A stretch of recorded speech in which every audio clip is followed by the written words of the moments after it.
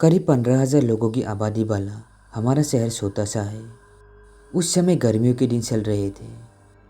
एक दिन ऐसा हुआ कि मुझे गर्मियों के अंत में किसी तरह के बीमारियों के संक्रमण ने पकड़ लिया।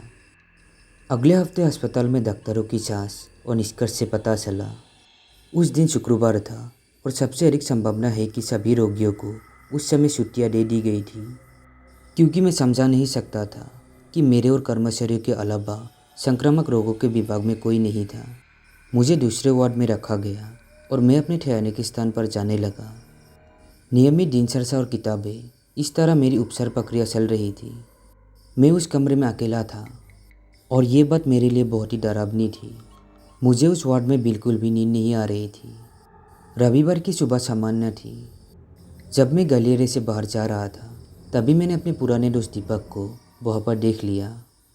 लगभग 1 साल बाद हम लोग मिले थे। मैं उसको देखकर बहुत खुश हो गया था, लेकिन अब उसके पास मेरा जैसा मामला है और उसे अगले वार्ड में डाल दिया गया था। मैं मन में बहुत ही खुश हो रहा था कि सालों कोई तो आया मुझे सहारा देने। हम दोनों एक दूसरे से बात कर रहे थे। पिछले साल की तरह फिर से दोस्त बन गए थे। हम लोग दिल्ली यूनिवर्सिटी में एक साथ पढ़ते थे। उसे अप्रिय स्थिति में उलझते देखना शर्म की बात थी। दीपक बहुत ही साहसी लड़का था। उनके साहसिक स्वभाव के कारण यूनिवर्सिटी से उसका निष्कासन हुआ। उसको किसी भी बात का कोई भी डर नहीं था। भूत प्रेत जैसी चीज़ें उसके समझ से परे था। मेरे डिस्चार्ज से पहले गुरुवार को हम रात को टहलने के लिए निकले। किस्मत से सोए हुए परिसरक हमें रोक नहीं सके। हम लोग ऊपर की मंजिल पर गए। वो मंजिल बहुत ही खाली और दिखने में सुनसान था।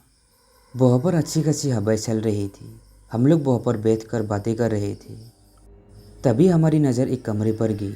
वो कमरा पूरी तरीके से खाली था।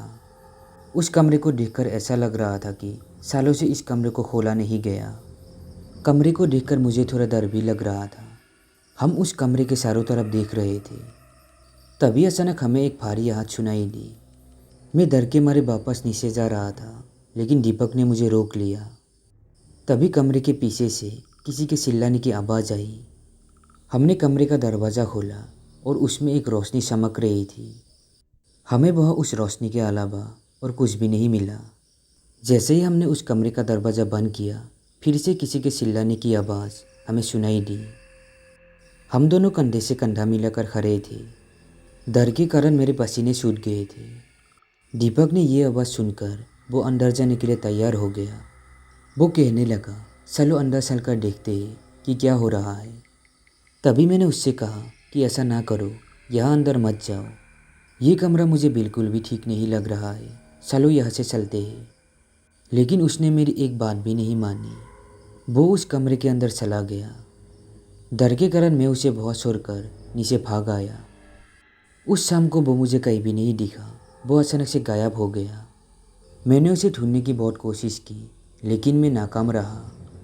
लेकिन 1 हफ्ते बाद जब उस कमरे को खोला गया, तब उसकी लाश उस कमरे से बरामद हुई। मैं उसे वहाँ अकेला छोड़कर आने के लिए अभी भी खुद को दोषी मानता हूँ। मैं भगवान से दुआ करता हूँ कि मेरे दोस्त की आत्मा को शांति मिले। तो दोस्तों, हमारी आज की ये कहानी कैसी लगी कमेंट में ज़रूर बताना। अगर आपके पास भी ऐसी कोई कहानी है जो शेयर करना चाहते हैं, डिस्क्रिप्शन बॉक्स में मेरा ईमेल आईडी है, उस पर शेयर कर सकते हैं।